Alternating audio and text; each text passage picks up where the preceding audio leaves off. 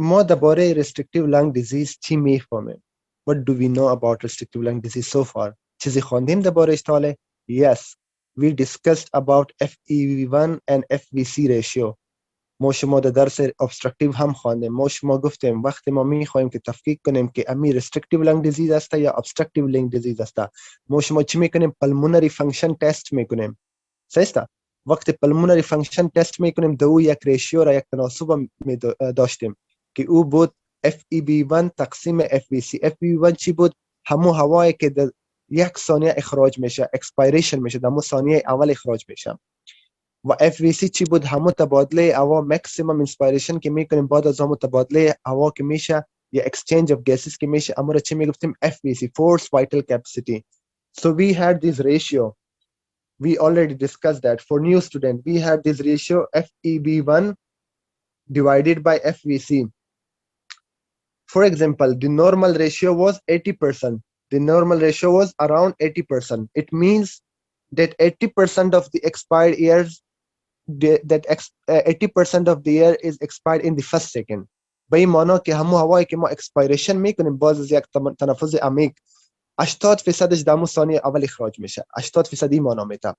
مثلا اگر یک مریض باشه همین FPV1 و FVC ریشیو شما بقشیم و این 60% شوه، ما گفتم این یک مریضی بود که به نام obstructive lung disease یاد میشد و این معنا که هوا به درستی اکسپایر نمیشه، اخراج نمیشه. خب در اینجا چی میشه؟ در restrictive lung disease چی میشه؟ در restrictive lung disease که است اگر ما همین ریشیو را بکشیم در اینجا بیشتر کم که میشه، بیشتر که کم میشه FVC میشه، این زیاد کم میشه، فورس وایتال کپاسیتی ما زیاد کم میشه. نورمال ما شما گفته بودیم که 5 لیتر بود، اینجا مثلا به 2 لیتر میرسم. درست است؟ اینجا به 2 لیتر میرسم. خب و FEV1 ما شما گفتیم همو هوایی که ده چند ده همو ثانیه اول اخراج میشه، ما شما گفتیم نورمال 4 لیتر بود، اینجا مثلا 4 مثلا بگیم همین این هم کم میشه مگم زیاد کم نمیشه نسبت به. خب ایرم مثلا 2 لیتر میگیریم، ایرم مثلا 2 لیتر میگیریم، کم شده مگم خیلی زیاد کم نشده به اندازه که FVC. اگر ما ریشیش بکشیم تقریبا 1 یا 100% میشه. خب و این معنا که در این مریضا FPV1 FVC کمتر بیشتر میشه، از 80% بیشتر میشه، 85 میشه، 90 میشه، 95 میشه، 100% خو نمیگیم. این یک مثال بود. شما امیر باید داشته باشین که در restrictive lung disease FPV1 بر FVC ریشیو چی میشه؟ بیشتر میشه. چرا بیشتر میشه؟ به خاطر که اینجا مشکل در اخراج هوا نیست، در expiration نیست. اینجا چی است؟ همو وایتال کپاسیتی لنگ کم میشه. خب حالا اینا چطور بفهمیم؟ ما براتون تشریح میکنم. کما که ما اسکرین یک دفعه صاف کنم. All right. So basically what happens in the restrictive lung disease? There is some pathology which disturbs the normal inspiratory process. The restrictive lung disease اتمیشه یا در خود شش یا در chest wall کدام پاتولوژی می باشه که از سبب ازو مریض که است به درستی تنفس گرفتن نمیتونه، inspiration کردن نمیتونه. مثلا همین شش بود که ما شما در لکچر گذشته خواندیم. دادیم منگو تاست شه و لنگزو. صحیح؟ اوکی. restrictive lung disease کې څه چل کېږي؟ کوم مرض له وجې نه ده، کوم مرض له وجې نه دلته فایبروسیس وشي. مثلا دلته فایبروسیس وشو، پوه شوئ چې دلته فایبروسیس وشي نو تاسو خپله پوه دی فکر وکړئ دلته مخکې 15 لیټره هوا ځای په ځای کېدی سي، اوس 100 لیټره کېږي، اوس مثلا 3 لیټره هوا په ځای په ځای کېږي. نو موږ هغه فورس وایټل کیپاسټي هم څه شوله؟ کم شوله.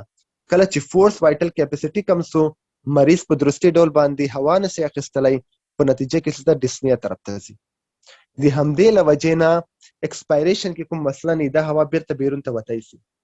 FPV1 هم کمیږي خو ډیره زیاته نه کمیږي. غټ مشکل چې د په FVC کې برابرېږي. په دې مریضانو کې ټوټل لنګ کیپاسټي باید څنګه وي؟ What should be the total lung capacity in this patient? Mention in the comment. The total lung capacity will be decreased because there is fibrosis. What will be the total lung capacity? It will decrease as compared to the obstructive lung diseases in which the total lung capacity was increased. Got it? So this is the pathophysiology of restrictive lung disease. Now why does restrictive lung disease occur? We can broadly divide the causes of the restrictive lung diseases into two categories. ما گفتم میتونه که دو علت عموم داره از سبب از اینکه این مرض به وجود می. اول کدام مشکل صدر باشه. chest, there could be a problem of the chest cavity, or there could be a problem of the lungs itself. Let me grab the uh, another presentation which I prepared for you guys. Let me share that one. Yes, this one. Look at it. So basically, as we mentioned, in restrictive lung disease, when there is intrinsic restrictive lung disease or there is interstitial lung disease, there is some pathological fibrosis of the lung. Look at it. This is your alveoli, this is your alveoli, this is your alveoli. But in the abnormal category, we have this fibrosis. Maybe in fibrosis, السبب اي fibrosis alveoli تن کم میشه و السبب ای fibrosis چی میشه؟ total lung capacity تن کم میشه. مریض به درستی اینسپایریشن کردن نمیتونه، به اندازه کافی کردن نمیتونه، هر قدر مریضیش پیشرفت کنه. این میگه restrictive lung. restriction است در مقابل اینسپایریشن و تنفس. got it؟ خب دو علت عموم داره. اول یا یک قسم بوده میتونه که خود امی شش ها پاتولوژی داره، مثلا این شش هم قسم پاتولوژی داره، سبب کدام پاتولوژی فایبروسیس شده. دوم کدام علت بوده میتونه؟ دوم علت به این شکل شما دیده میتونه، مثلا چست وال کدام پاتولوژی داره. این مریض میبینین کوپی داره، کایفوسیس. این مریض ما چی داره؟ کایفوسیس. و در چی میشه؟ همون چست وال یا چست کاویتی ما که است اب نورمال است، به درستی اکسپنشن نمیشه. وقتی مریض تنفس میگیره خیلی به سختی تنفس میگیره، به خاطر که همون جدار صدریش به درستی اکسپند نمیشه، واز نمیشه. وقتی واز نمیشه به درستی اینسپایریشن کرده میتونه. از سبب از این هم ریستریکتیو لنگ دیزیز به وجود میاد. مگم اینجا پاتولوژی دا کجا است؟ در جدار صدری است. یک مثال دیگر اگر براتون بگویم، for example a patient has nerve injury. یک مریض است برازو یک نرو اینجری پیدا شد، مثلا دایفرامش پارالایز شد، از سبب از کدام عضلات صدریش پارالایز شد، درستی کار نمیکنه، باز همو به درستی تنفس گرفتن نمیتونه، به خاطر که عضلات صدر ما شما گفته بودیم، عضلات صدر ما شما گفته بودیم که حصه میگیره، مثلا دایفرام حصه میگیره در اینسپایریشن، اکسپایریشن ما شما گفته بودیم که پاسیو بود، مگم اینسپایریشن ما شما گفته بودیم که عضلات حصه میگیره. یادتون هست؟ دیگه کدام پاتولوژی اگر باشه که صدر اینوالو کنه، مثلا کایپوسیس است، سکولیوسیس است، سیستم، یا کدام نرو ابنورمالیتی است، یا یک مریض است. فور ایگزامپل a patient is morbid obese، خیلی زیاد چاق است، زیاد چاق است، بعد از او هم در ریستریکتیو پترن میاد. درست است؟ با درستی اکسپنشن اف دی لنگ نمیشه. گات ایت؟ در اینجا کدام مشکل دارین در کامنت منشن کنین. این بود علتهای عموم. Sonia Habibi asked, contracted could be the reason for contracted can lead to pain. السبب درد مریض کوشش میکنه که کمتر نفس عمیق بگیره، مگر وقت کانترکتس ریزولو شوه بعد از او پرمننت کدام پاتولوژی نمیکنه.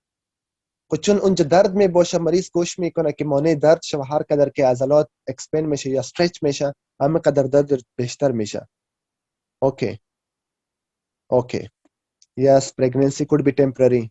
Yes. Okay. So now we will discuss those pathology one by one. حالا شما restrictive lung disease فهمیدین مفهومشه. حالا ما شما دوباره به همون سلاید گذشته برمیگردیم. اوکی. من این سلایدها رو تغییر میکنم به خاطر که از سبب کمبود وقت من نتونستم که براتون همه چیزا رو در یک سلاید جا بدم. امیدوارم شما ناراحت نشید. All right. یک به یک مریضی رو میخوانیم. اولین مریضی که ما شما میخوانیم ایدیوپاتیک پلمونری فایبروسیس میخوانیم. خیلی زیاد از این چی است پرسان میشه در امتحانات، خوشحال زیاد پرسان نشه، مگم این مریضی هر جای نوشته است و هر وقت restrictive lung disease ذکر میشه همین مریضی نامش ذکر میشه. What is idiopathic pulmonary fibrosis? What does the name indicate? Remember, it is idiopathic. What does idiopathic mean? Unknown cause. And what it leads to? It leads to pulmonary fibrosis. السبب ازی pulmonary fibrosis میشه یا تشویش‌ها فایبروسیس میشه، مگم معمولا در این کازش معلوم نمی باشه. اگر کازش معلوم باشه او را interstitial pulmonary fibrosis خو میگیم، مگم او را باز ما ایدیوپاتیک گفته نمیتونیم. مثلا بیشترین کازش unknown است. سیستان در این مریضا از سبب کدام genetic predisposition و در این کرونیک انفلمیشن می باشه و در نتیجهش فایبروسیس میشه. خب کدام فاکتور در این رول اساسی داره؟ این را باید یادتان باشه. Transforming growth factor beta. این یک نوع فکتر است که از سبب ماکروفیجز ریلیز میشه و این کرونیکلی وقتی در ششها اینفلمیشن جریان داشته باشه اونجا ماکروفیج میره، اونجا لیمفوسایت میره و این اینفلمیتری فکتر را ریلیز میکنه. این در ذات خود باز چی میکنه؟ استیمولیت میکنه مو پاتوی چرا فایبروسیس. درست است؟ این خو گفت این بود علت امو ایدیوپاتیکش که ما شما علتش نمیفهمیم که چرا امی لیمفوسایت و ماکروفیج در اونجا اکتیویت میشه، چرا تیومر ترانسفورمینگ گروث فاکتور بیتا اکتیویت میشه. این انون است. اوکی، اگر کدام علتای نانش است سکندری کاز شما بخونیم در او دو دانه دواهای است که زیاد مهم است. ریممبر این سوال امتحان تان است. bleomycin, in the secondary cause of the pulmonary fibrosis, the first drug is the bleomycin. Bleomycin is anti-tumor drug. این دوا ضد تیومر است که در مختلف تیومرها داده میشه و یکی از عوارض جانبیش که است اگر به مدت طولانی داده شود امکانش است که پلمونری فایبروسیس کنه.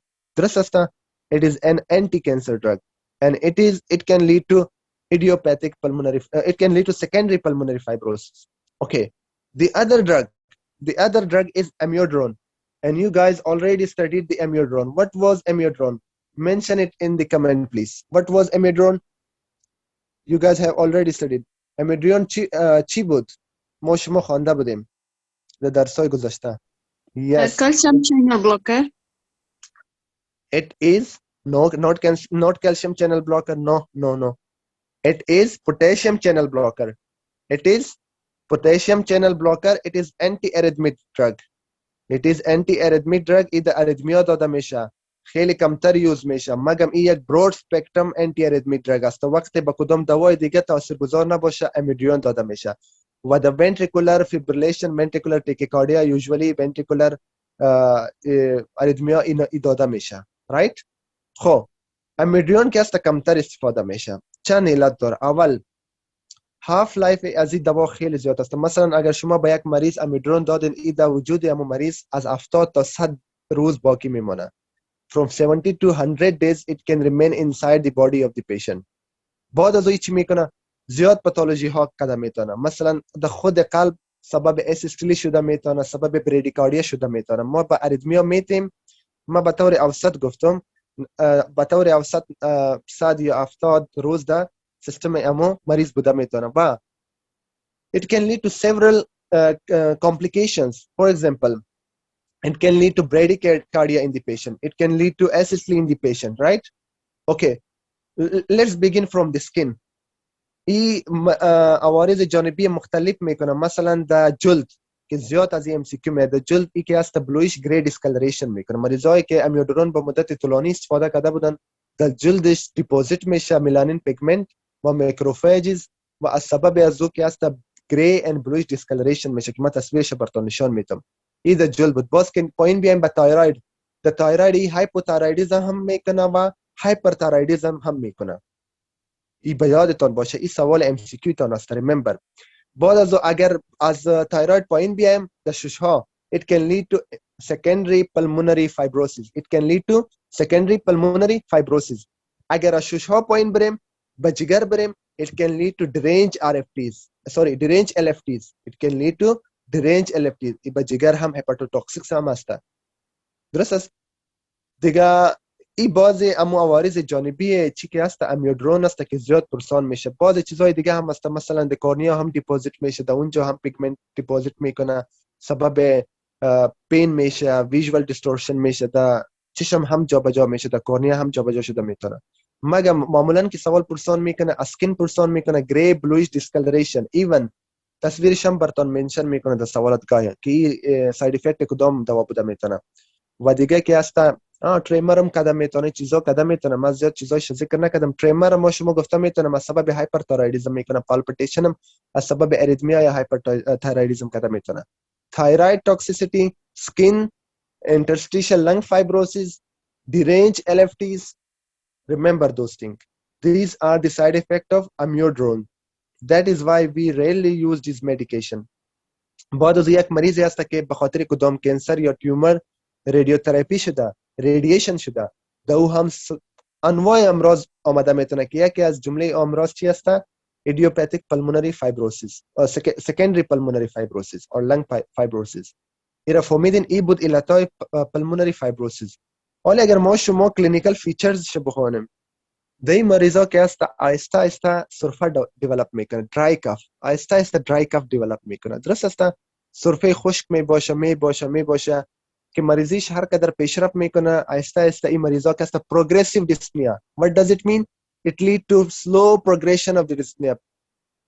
In the initial state, the patient won't know about the dyspnea. He won't complain about the dyspnea. He may only complain about the cough. But in the later stage, he or she may complain about the dyspnea or shortness of breath. نفس تنگی پیدا میکنه وقتی هر قدر مرض پیشرفت میکنه. وقتی ما شما در این مریضا اولین چیزی که میکنیم ما شما در ایکس ری میکنیم، میبینیم که ششهاش چی وضع داره، کدام نمونیا کدام مرض دیگه نیست. مگم نمونیا خیلی آسانی تفکیک میشه به خاطر که فیور نداره، به خاطر که مریضیش که است سالها دوام میکنه، ماها دوام میکنه، دیگه از اون تفکیک آسان است. مگر ما پلمونری فانکشن تست از زیر میکنیم به خاطر که یک کرونیک دیزیز دیگه هم داشتیم، او بود امفیسیما یا سی او پی دی. از او باید تفکیک کنیم. در اینجا باز ما FV1 over FVC ریشیوش میکشیم که او زیاد میباشه از نورمال کده. All right, and then we go for CT scan obviously. So in CT scan there are subpleural patches, fibrotic patches in the initial state, intermittent patches subpleural. But in the advanced disease, there could be appearance of honeycomb lung. What is honeycomb lung? There are cystic areas of alveoli destruction, and there are several areas of fibrosis which lead to the appearance of the honeycomb lung. I will show that in the slides, next slides. And به خاطر این مرض ما چی داده میتونیم؟ انتی فایبروجنیک درگز داده میتونیم. خیلی محدود دوا هست که تا حال در بازار عرضه نشده، کلینیکال ترایل هست، دوا داده میتونیم. مگر معمولا علاجی وجود نداره. وقتی مریضیش پیشرفت میکنه یگانه علاجش که هست به خاطر این مریضی لنگ ترانسپلانت میشه که در کشورها نمیشه. لنگ ترانسپلانت یگانه دفینیتیو تریتمنتش هست. خب من براتون یک عکسش نشان میتونم. let me show the diagram. امیر براتون نشان میتونم تا شما خوبتر بفهمید. all right.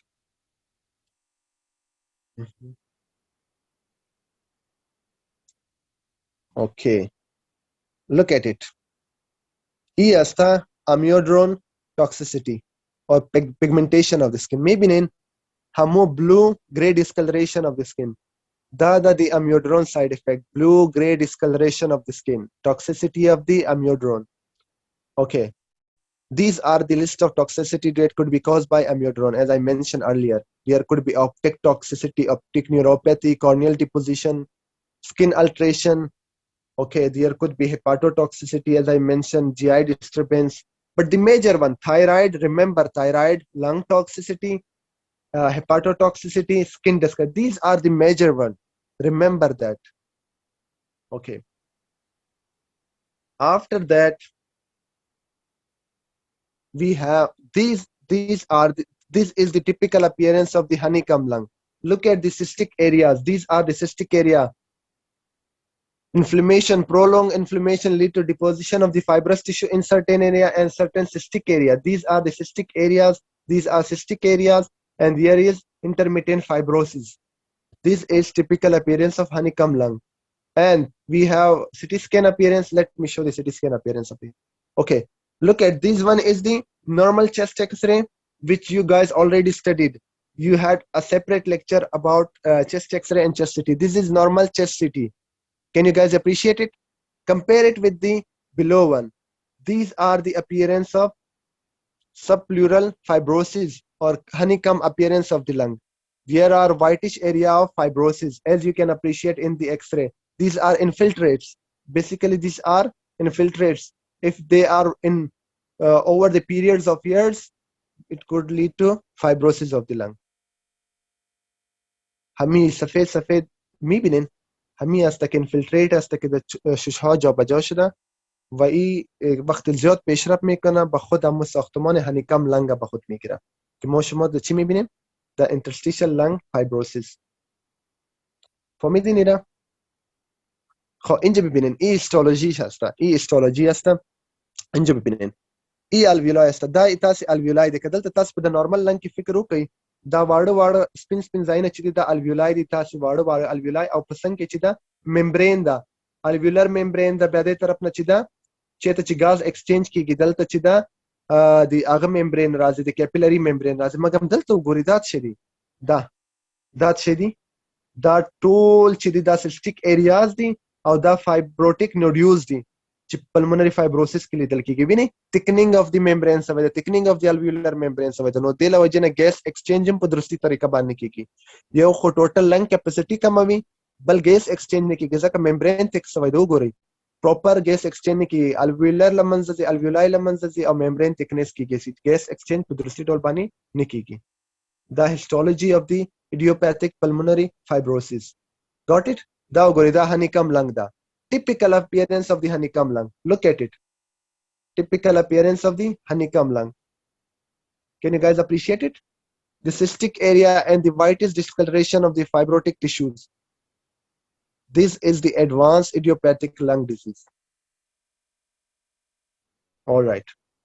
Good. All right. Now let's move to the next slide. I will just share the Fatoma again. Okay. کدوم سوال دارین در بخش در کامنت ذکر کنین اگر کدوم سوال دارین.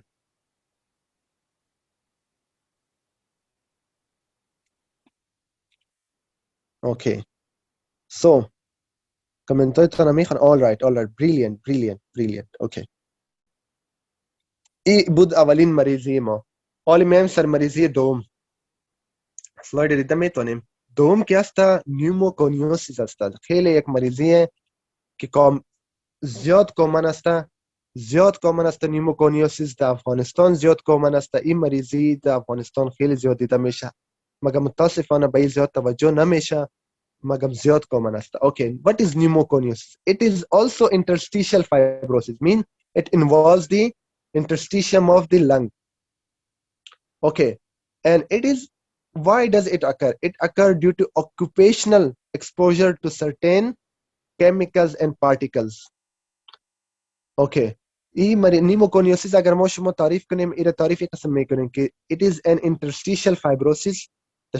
فایبروسیس به وجود میاد مگر از سبب چی؟ از سبب همو ذرات پارتیکل دست که در ساحه کاری مریض اکسپوز میشه با مدت زمان از سبب از اون ششهایش که مریضی به وجود میاد اون نیموکونیوسیس میگه. فهمیدین؟ پس نیموکونیوسیس ما اوکوپیشنال لنگ دیزیز میگیم. اوکوپیشنال این تعلق میگیره به همو وظیفه یک شخص. مثلا یک نفر است در یک محیط کار میکنه که اونجا دود است، اونجا ذرات ریگ است، در اونجا این مریضی به وجود میاد. مگم این به مدت زمان به وجود میاد. مثلا 20 سال میگذره، 15 سال میگذره یک مریض است مسلسل در یک بخش کار میکنه، در اونجا در ماینز کار میکنه، در ما شما که کان میگیم، در کان ما شما ماینز همی میگیم نه، بازدمی که کار وظیفه میکنه، کار میکنه، و از سبب اکسپوژر در این پارتیکل که است در ششهایش چی میشه؟ فایبروسیس میشه. گات ایت؟ در این چند نوع امراض است که ما یکیش میخوانیم. معدن، بله تشکر. در معدن که کار میکنه، در معدن های مختلف که کار میکنه و دمو که است سبب امراض شش میشه. اوکی، یک به یک میخوانیم. خب از جمله این امراض که است یکی است کول ورکر نیوموکونیوسیس. Now the name indicates, what does the name indicate? It occurs on those patients, in those patients who are exposed to the coal dust, right? In coal dust over the period of several years. کسانی که در معدن ازغال سنگ کار میکنه و با همو ذرات ازغال سنگ به مدت زمان 10 15 12 سال روبرو میشه، تنفس میگیره، احتیاط نمیکنه، ماسک نمیپوشه، باز در این مریضا که است کول ورکر نیوموکونیوسیس میشه. دوچی میباشه کاربن دست میباشه. کاربن دست که است به مرور زمان در ششهایش که میره اونجا اینفلامیشن میکنه، بار اکسپوز که میشه و وقت اینفلامیشن شما میفهمین بعد از اینفلامیشن چی میباشه؟ انجری میشه. وقت انجری است انجری باز چی میشه؟ ریپیر میشه.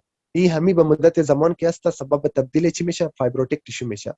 خب اگر در مراحل اول باشه، مثلا یک نفر است در مراحل اول است یا سیگرت میکشه یا به مدت کم زمان به معدن کول اکسپوز شده، این یک نام خاص میگه که در این کمتر پاتولوژی دیده میشه. این میگه انتراکوسیس. اینجا شما دیده میتونین. This is the milder form. Anthracosis is the milder form of the coal worker pneumoconiosis basically. But if the disease progress, it can lead to massive or diffuse fibrosis, which is also called black lung. I will show it in the diagram. اما مریضایی که خیلی زیاد اکسپوز میشه به مدت زمان زیاد اکسپوژر داره، همون شش‌هاش مکمل سیاه به شکل سیاه تغییر میشه و اونجا مسیو فایبروسیس میشه. در تمام قسمت های لنگش فایبروسیس میشه، سبب دیسنیا میشه، سرفه میشه. خب یک چیز دیگه که اکثر در باز ام سی کیو آمده میتونه، او را کپلن سندروم است. کپلن سندروم این است که یک مریض است او روماتوید آرترایتس هم داره و همراهش امی مریضی کول ورکر نیموکونیوسیس هم داره. اگر این هر دو یک جا باشه در یک مریض، او را کپلن سندروم هم میگه. درست است. فقط همین نام یاد داشته باشین، کدام موضوع کلان نیست. چیزی که مهم است این است که اگر مریضی در مراحل اول باشه انتراکوسیس میگه، اگر خیلی زیاد پیشرفت کنه از سبب از دیفیوز فایبروسیس میشه در شش‌ها. وقتی دیفیوز فایبروسیس شد هم شش‌هاش بلک میگه، که ایرا بلک لنگز هم میگه. Got it? This was the first pneumoconiosis. Now we will discuss the second one. Wait for the diagram. The second one is the silicosis. سیلیکا هم یک نوع ذرات است، دست پارتیکل است که خیلی زیاد مردم ما اکسپوز است. همون مریضایی که در ریگریشن کار میکنه، مریضایی که در اونجا کار میکنه زیاد در اکسپوز است. این معمولا در می sorry, we have a question in the comment box. Let me check it. Okay, like COPD? No, it is not COPD. These are restrictive lung disease. Remember, these are restrictive lung disease. If you do the pulmonary function test in these patients, the FEV1 on FVC ratio will be increased. So these are not COPD. They are opposite to the COPD, right? In these patients, we have fibrosis of the lung. Okay. So the second pneumoconiosis is the silicosis. We see the silicosis in patient with silica mines and sand blaster. دامو regression چیزا که کار میکنه و ای د سرامیک چیزایی که در چی استفاده میشه، در ساختمان و چیزا، در ساختمان خانه ها استفاده میشه، همون تایل هایی که استفاده میشه، دی چیزا همه سیلیکا وجود داره. این چی میکنه؟ وقتی سیلیکا پارتیکل در شش ها میاد، این در شش ها جابجا میشه. از سبب از اینکه است در قسمت لنگ فایبروسیس آغاز میشه و نودیول جور میشه. یک نوع نودیول ما براتون نشان میدم، فایبروتیک نودیول جور میشه و معمولا upper lobe of the lung زیاد involve میکنه. یادتون باشه upper lung of the lobe مگم هر قسمت لنگ involve کرده میتونه.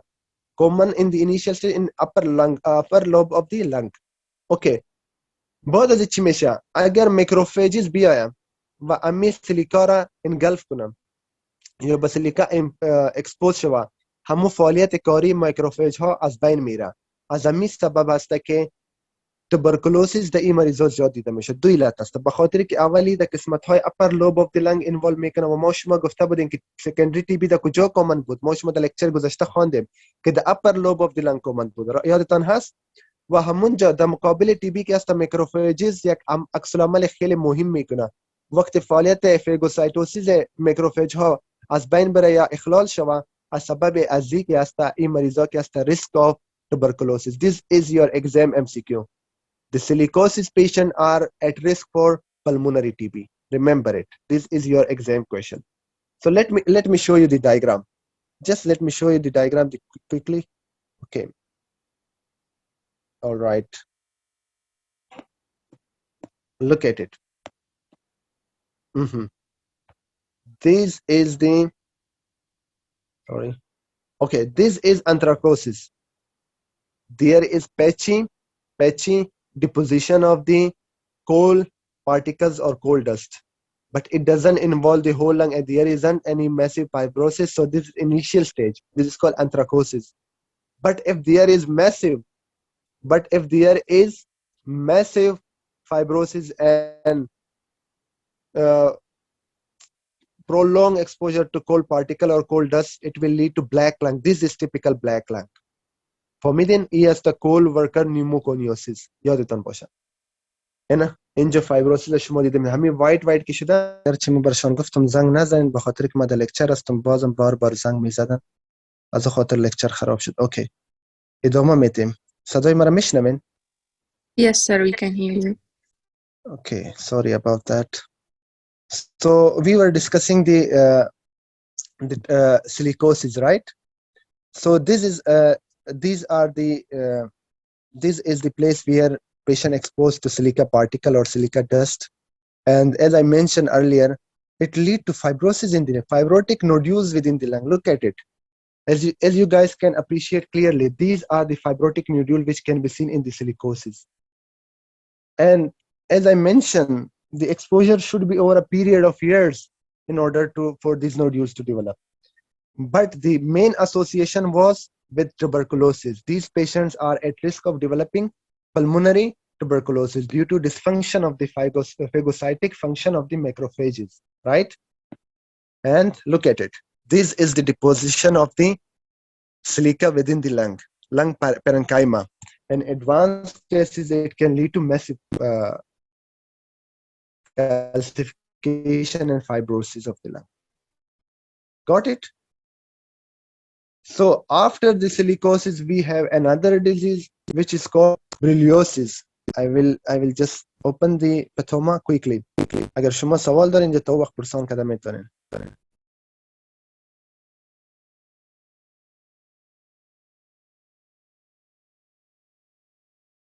Okay. So now we will discuss the other disease which is ما که تا جایی که ریسرچ کردم همراه چی گد میشه همراه مس هم یک جا میشه و در مختلف چیزا استفاده میشه حتی در تارها استفاده میشه مگم در صنعت های یا در شرکت های هوایی زیاد استفاده میشه. As mentioned, aerospace industry. It could be your clue in the question that a patient is working in aerospace industry and now presented with dyspnea cough. So it can give you a clue that he or she is exposed to borreliosis. So it lead to a typical granuloma. It lead to a typical granuloma, which is called non-caseating granuloma in the lung and hilarial lymph nodes. And then it can present when the disease is advanced. It can present with dyspnea, cough, right? But remember, one of the most important association, it increases the risk of lung cancer. This this one lung cancer. This با وجود آمدن لنگ کانسر هم است. مریضایی که یا اشخاصی که در ایروسپیس کار میکنه در اونجا که بریلیوسیس یا بریلیم اکسپوز میشه در این مریضا با گذشت زمان که است همین مریضی به وجود میاد. در این دشش‌ها یک نوع خصوصا در لیمف نودش که هیلیر لیمف نود میگه در هیلیمش در اونجا تیپیکال گرانولوما به وجود میاد. گرانولوما چی است؟ چند نوع است ما براتون تشریح میکنم فقط یاد داشته باشین همینجا که نن کیزیتینگ ایرم میگه. چرا نن کیزیتینگ میگه ایرم براتون میگم. آله فقط همین نام یاد داشته باشین. They present with non-caseating granuloma in the lung and lymph nodes, and it lead to increased risk of lung cancer. Just remember. باقی چی است ما در سلاید براتون تشریح میکنم. بعد از که است آخرین که است اسبستوزیس است. این خیلی زیاد مهم است. از این بیشترین سوال از این دو تا میاد. این دو تا باید در هر صورت یادتون باشه. اسبستوز که است این هم در معدن‌ها کسانی که معمولا کسانی که مثلا این در کجا استفاده میشه در ساختمان خانه ها مثلا چت های خانه است که جور میشه روف خانه که جور میشه یا مثلا کاشی های خانه که جور میشه یا مثلا در پلمبرز از استفاده میکنه نل دوانا از استفاده میکنه در ساختمان مختلف چیزا در این چیزا کسانی که زیاد اکسپوز باشه و احتیاط نکنه در او اسبستوز اکسپوژر زیاد میباشه. خب این چی میکنه؟ این که است در لنگ فایبروسیس میکنه و یکی از مهمترین چیزی که هست این هم به طرف لنگ کانسر رفته میتونه. به یادتون باشه دو نوع لنگ کانسر میکنه. یکی در خود لنگ پرنکایما میکنه که اون لنگ کانسر میگه که در اطراف هم پوش های اطراف که لنگ مزوتلیمی هست که اطراف لنگ کانسر میکنه اون میگه مزوتلیمیا اطراف لنگ. ما شما در پلورا گفته بودیم که اطراف لنگ پلورا قرار داره. اگر در او کانسر به وجود بیاد اون چی میگه مزوتلیمیا. دیگه در این مریضا که هست این دو تا مریضی به وجود آمده میتونه. در مراحل اول فایبروسیس شده میتونه بعد از او اگر همین مریض کنتینیوس اکسپوژر باشه لنگ کانسر بوده میتونه و ایون مزوتلیمیا هم در این مریضا به وجود آمده میتونه. Got it? حالا اگر در امتحان برتان MCQ بیاید که یک مریض است به اسبستوز اکسپوز شده، در این مریض کدام مریضی زیاد به وجود آمده میتونه؟ لنگ کانسر بیشتر به وجود آمده میتونه یا مزوتلیمیا به وجود آمده میتونه؟ جوابتان چی خواهد بود؟ لنگ کانسر بیشتر به وجود آمده میتونه. Lung cancer, yes, definitely. But whenever you hear the mesothelioma, زمان هم که شما نام mesothelioma شنیدن، اولین هیستوری که شما میگن از مریض پرسان میکنه که شما چی کار میکنین، وظیفه تان چی بوده؟ به خاطر که mesothelioma اسوسییشنش با اسبستوسیس خیلی زیاد است. فهمیدن؟ و در این مریضا که هست بعضی وقت میشه که میکروفیج ها میایه امی خود اسبستوز انگلف میکنه و در امو در داخل میکروفیج ها وقت هیستولوژی میکنم دیده میشه به شکل گلدن. اینجا ما در عکس براتون نشان میدم. Let me clear the screen. اوکی. اینجا میبینین اورا میگه اسبستوز بودی. این هم اینجا ببینین. میبینین همین پارتیکل اسبستوز داخل میکروفیج که میبینین همین میگه اسبستوز بودی که ایده اسبستوسیس دیده میشه. اینا فهمیدین؟ کدام سوال است اینجا؟ Any question؟ اگر سوال نیست باز ما میرم کمک درباره از این براتون معلومات دیگه میتونم. اوکی. خدا کنه درس براتون خسته کن نشه. all right. زیاد یک درس جالب است در حالی که ما شما یک چیز خواندیم. ما شما گرانولوما را خواندیم. ما کمک درباره گرانولوما براتون تشریح میکنم. درست است؟ what is granuloma؟ اوکی. گرانولوما چی است؟ جایی که کرونیک انفلامیشن میشه در اونجا میکروفیجز میه، در اونجا لیمفوسایت میه، اونجا جابجا میشه. این حجرات جابجا میشه. وقت جابجا میشه یک ساختمان، یک نقطه تمرکز به وجود میاره که او را گرانولوما میگه که در ساختمان چند چیزا وجود داره. اول در ساختمان گرانولوما که هست اپیتیلوید میکروفیجز هست. وقت اینجا در جایی که کرونیک انفلامیشن میشه، کرونیک انفلامیشن جایی که میشه اونجا میکروفیج میره. میکروفیج یک نوع حجرات سفید خون است. اونجا میره یک ساختمان مخصوص بر خود میگیره که او را اپیتیلوید سل میگه. که وقتی معمولا میکروفیجز امی قسم انلارج یک ساختمان داره، امی قسم نیوکلیس داره و مونوسایت هم، مگم ای امی قسم انلارج امتون الونگیت میشه. وقت الونگیت شد به یک ساختمان خود مخصوص بر خود میگیره که میگه اپیتیلوید سل. گات ایت؟ خب یکی خب اپیتیلوید سل دیده میشه. اطراف گرانولوما که است، این اطرافش که میبینین اینجا لیمفوسایت میباشه. این هم یک نوع حجرات سفید خون است و فایبروسیس میباشه. اینجا فایبروسیس هم میباشه. در وسط گرانولوما که است کیشیس نیکروسیس میباشه. این کیشیس نیکروسیس چی معنی کیشیس؟ اگر یک میکروب آمده، مثلا تبرکلوسیس بکتریا آمده اینجا آمده، وقت میکروفیجز اینجا آمد سبب از بین بردن چی میشه؟ همو مایکوبکتریوم شوه. اینجا یک نوع سفید پنیر مانند مواد جا بجا میشه که او را میگه چیزی متریال، که او را میگه کیشیس نیکروسیس. در وسطش کیشیس نیکروسیس میباشه و اطرافش همین حجرات میباشه. اپیتیلوید میکروفیجز، لیمفوسایت، فهمیدین؟ و جاینت سل. جاینت سل چی است؟ جاینت سل هم براتون تشریح میکنم. مثلا یک میکروفاج آمد، یک حجره لیمفوسایت آمد، کلان شد، یک هسته کلان جور کرد و خودم کلان کرد. یک دانه دیگه آمد، این هم به هم یک جا میشه. در نتیجهش یک حجره دیگه جور میکنه، همین قسم یک حجره کلان جور میکنه که دی چند دانه نیوکلیس وجود داره، چند دانه. چرا این قسم کار میکنه؟ تا که همون میکروب به آسانی از بین بره، کلان میشه. این را میگه ملتی نیوکلیتد جاینت سلز. این چیزا در هیستولوژی چی دیده میشه؟ در گرانولوما دیده میشه. حالا اگر امی گرانولوما را من بگیرم، از وسطش امی کیشیس نیکروسیس دور کنم، اینجا کیشیس نیکروسیس نباشه، در وسطش نیکروسیس نباشه، این را میگه نان کیزیتینگ گرانولوما. means there is no caseous necrosis. But if there is necrosis like in this one, it is called caseous granuloma, caseating granuloma. So let's check in the next diagram. This is caseating granuloma. These are the necrotic debris, which is cheesy materials.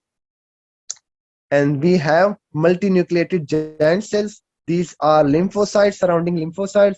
And we have epithelioid cells. This is the epithelioid cells. Okay. Now, if we compare it to the non-caseating granuloma, just let me show this is the non-caseating. Bibinen. اینجا وسطش کمه سفید مانند یا پینگ مانند بود مگم اینجا میبینید تمام ساختمان شکل وقت هست. اینجا میبینید کدام وسطش کدام چیز نداره، اینجا کدام چیز خاص نداره، تفکیک نداره. ای که هستا میکروفیجز میگا کاریوسایت هستا، اینجا همون ملتی نیوکلیتید جاینت سیل هستا و اطرافش شما میبینید لیمفوسایت. ای هستا non caseating granuloma. This is seen in asbestosis. Non-caseating granuloma is seen in asbestosis, while caseating granuloma is seen in tuberculosis. Remember that. There are other diseases as well, but remember those diseases. Those two. فهمیدین اینا؟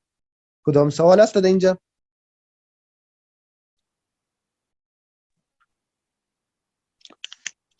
Brilliant. خسته خونه شدین ادامه بتیم یا بس هستن؟ در کامنت بر ما بگید کمک درس مانده، 2 عنوان دیگه مانده. اگر خسته شدین بازم اینجا بس میکنیم.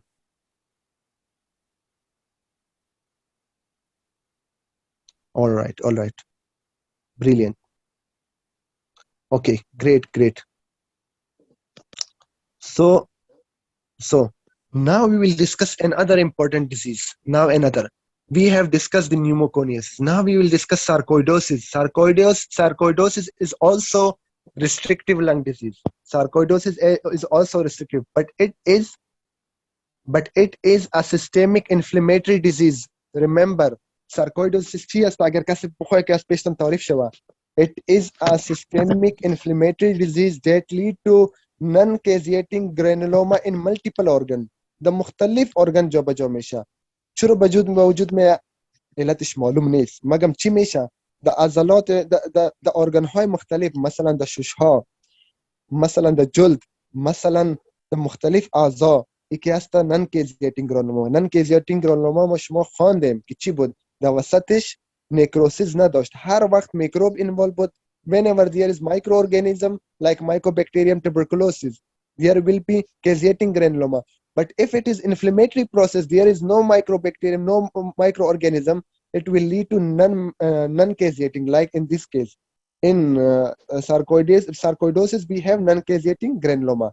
And it is usually seen in African American females. Remember, in exam, you will have an African American female which will present with sign and symptom of dyspnea, skin lesions, right? And hillier lymphadenopathy, the typical presentation, bilateral hillier lymphadenopathy on chest x-ray. Then you will say it could be sarcoidosis. Remember. Okay, we will discuss the sign and symptom in detail. Let's discuss it in detail. Okay. So the etiology, as I mentioned, it is unknown. The etiology is unknown, but there is CD4. It is T lymphocyte. It is a type of T lymphocyte. There is CD4 positive helper T cell response, and it leads to non-caseating granuloma in multiple organs. Okay. اگر کلینیکل پریزنٹیشن شبرتون بگم اولین چیزی که هست دهی مریضا که هست بایلیترال هیلیر لیمفادینوپاتی میشه. ما در ایکس ری براتون نشان میدم که چی معنا میده. بعد از این مریضا همراه لیژن های سکین میاد که او را میگه اریتمیما نودوزم. د جلد پاهایش، د جلد دستهایش یک نوع سرخی و دردآور میباشه که او را میگه اریتمیما نودوزم، پوسیدگی میباشه که او را میگه اریتمیما نودوزم. Got it؟ بعد از اون یوویا انوالو میکنه. یوویا که هست قسمتی از چشم است او را انوالو میکنه، پین میباشه، انفلمیشن میباشه، در نظرش د دیدش مشکل پیدا میشه. دی مریضا یوویایتس او را میگه یوویایتس. اگر مثلا همو غدوات سلایوا را انوالو کنه، مثلا پیروتید گلند انوالو کنه، مندیبولر گلند انوالو کنه، دو چی میشه؟ د او که هست سلایوا به درستی جور نمیشه، خشکی دهن میباشه. دی مریضا کمپلین میکنه که they cannot follow the food. از عقل کوٹے کیا کنگی بانی کو نگینا مایکتان آن هستم. خسته شدین؟ Okay.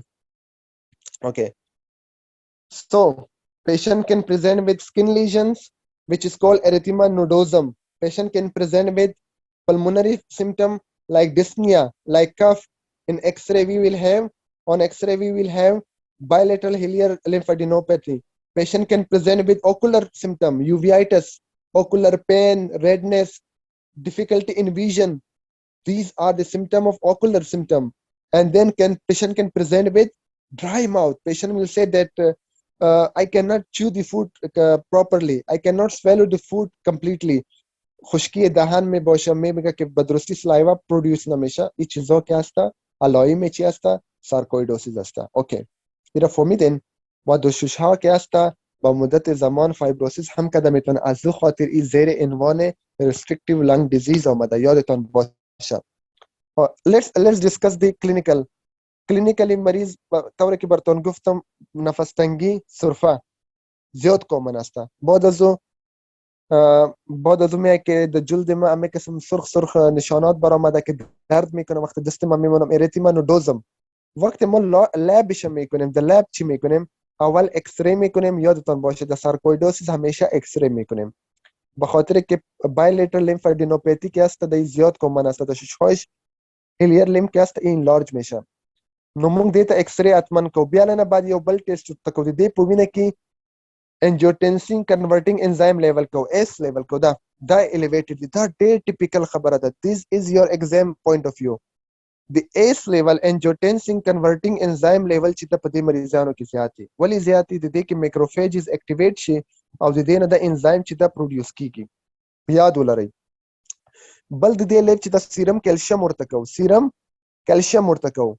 د دې مریضانو سیرم کیلشیم لیول لري. یاد ولرئ. هر hypercalcemia in this patient we have hypercalcemia. Why do we have hypercalcemia in sarcoidosis? Why do we have? Because there is activation of vitamin D in this patient. د این مریضا که هست د سارکویدوسیس که هست همو اپیتیلوید هیستوسایت که ما شما گفته بودیم همو اپیتیلوید سیل او که هست ویتامین دی را اکتیویت میکنه. وقتی ویتامین دی اکتیویت شد این سبب ابزوربشن چی میشه؟ کلسیم میشه و کلسیم در این مریضا زیاد میباشه. پس کدام دو چیز زیاد میباشه؟ ACE S level S enzyme level and then we have hypercalcemia. Remember, this is your exam point of view. Okay, what is the treatment? The treatment is immunosuppression. This is an inflammatory disease. In this disease, we provide immunosuppression. We give the drug which lead to suppression of the immune system. We discuss that it is modulated by T lymphocytes. So we will suppress these T lymphocytes. Got it? بعضی وقتا تو میشه که مریض خود به خود هم درست میشه. باید داشته باشیم. یک چیز میخوایم براتون ذکر کنم. این مریضی که است کرونیک مریضی است. یک دفعه نمیشه که یک مریض پیشتون آمد مستقیم و علائم سارکویدوسیس مکمل همه علائمش باشه. نه، این به مدت زمان میه. بعضی وقت تو میشه که یک مریض است علائم سارکویدوسیس داره مگم یک دفعه وضعیتش خراب میشه. او را میگه acute presentation. او را میگه acute presentation. In acute presentation we have three prominent symptoms. The acute presentation say علائم, yet it is autoimmune disease. It is autoimmune. Yes. Unknown etiology. It is unknown etiology, but there is CD4 T cell response. There is CD4 T cell response. That is why we give them immunosuppressive therapy. It is systemic inflammatory disease. We call it systemic, not autoimmune. We call it systemic inflammatory disease. Now I will show you some things. ما بعضی چیزها رو براتون نشان میدم باز شما بهتر میفهمین. اوکی، اینا ببینیم. اول ما شما گفتیم کدام گرانولوما دیده میشه؟ نان کیزیتینگ این سارکویدوسیس. اولین چیزی که ما شما خواندیم. دوم چیز خواندیم که د این مریضا که هستن look at it. sign and symptom چی بود؟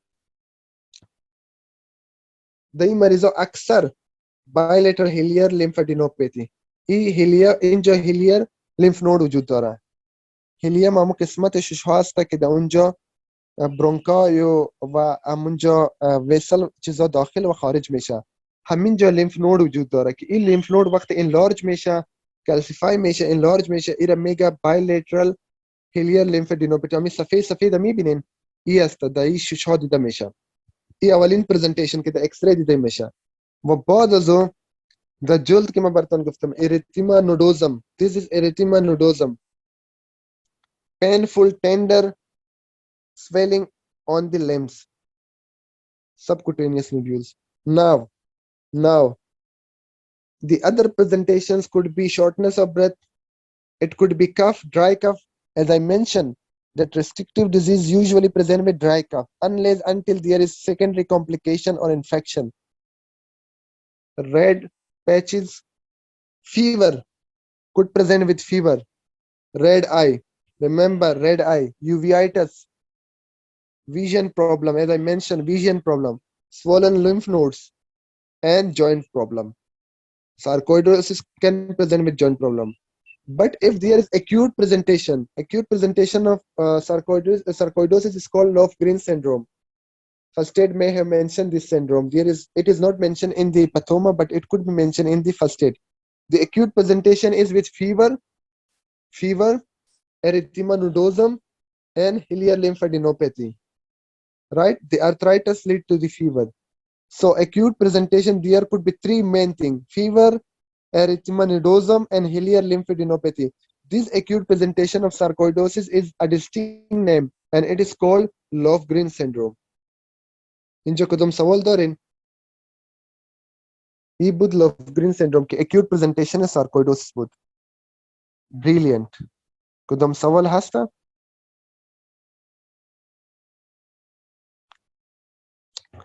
ختم شده لکچر ما کمک مونده، بس کمک حوصله تو نمیخوایم. بعد از انشالله لکچر ما خلاص است. اوکی. Brilliant. So now, okay, just okay.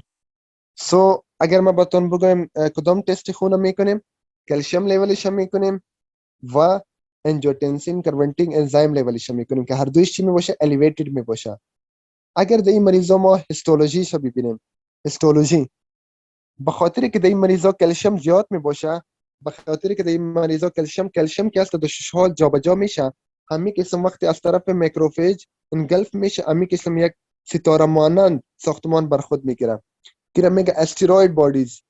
دیده میتونین میره میگه استروید بادیز. این دیپوزیشن کلسیم کریستال است در بین میکروفیج یا لیمفوسایت. این در هیستولوژی دیده میشه. شاید همین هیستولوژی در امتحانتان باشه، پس به یادتان باشه. اوکی. یک مریضی دیگه است، ایرا میگه هایپرسنسیتیویتی نیمونایتس. چه که نام ساده است، میگه hypersensitivity pneumonitis. As the name indicate, it is due to hypersensitivity to a certain antigen. It lead to pneumonitis. Pneumonitis is the inflammation, acute inflammation of the chest. Okay. دی چی میشه؟ این یک نوع گرانولومیتس ریاکشن میکنه از سبب ارگانیک انتیجن. مثلا کسانی که با کفترا سر و کار داره، با مرغا سر و کار داره، از سبب همون انتیجنایی که تنفس میکنه، از سبب ازو که هست این مریضا هایپرسنسیتیویتی بعضی وقت هایپرسنسیتیو میشه، حساسیت پیدا میکنه و وقت شش‌هایش انوال میشه. این مریضا به 3 علائم خاص به وجود میاد. ببینید فیور، وقتی یک نفر کارش چی باشه، همی کفترا کا سر و کار داشته باشه یا کت مرغا چیز سر و کار داشته باشه و بعد از او برتان بیا که از چند روز میشه ما فیور پیدا کردیم، کف پیدا کردیم و نفس تنگی پیدا کردیم و وظیفه شما پرسان کردین، it could be hypersensitivity pneumonitis. علاجش چی است؟ just remove the exposure. برش بگوین که از همی کاری که میکنین یا اکسپوژری که دارین از این جلوگیری کنین. وقتی جلوگیری کرد به مدت یک زمان اگر بیماریش خود به خود درست شد، جور شد، باز ما میگیم این هایپرسنسیتیویتی پنومونایتس است. اگر این مریضی بار امی قسم برش میشه، امی کار بار امی شغل بار میکنه، وقتی امین بار میکنه کرونیک اکسپوژر میشه که امین انفلامیشن به فایبروسیس تبدیل شود and chronic exposure can lead to interstitial fibrosis. Got it? In acute cases it can resolve spontaneously. We don't need to be worried about that. We just need to tell the patient that you should decrease your exposure. You have hypersensitivity to these antigens, and with decreased exposure the patient will get better. But if the patient has continue and repeated exposure, it can lead to chronic interstitial fibrosis. فهمیدین؟ ای باید داشته باشین کسانی که ایرا یک نام خاص میگه پیجن بریدرز لنگ، کسانی که به کفتر بازم، خصوصا کسانی که کفترها را نگاه میکنه به این نام هم یاد میشه. اوکی. ما یک چیز میخوایم براتون نشان بدم بعد از لکچر ما خلاص است. اوکی. دلته تاسو وګورئ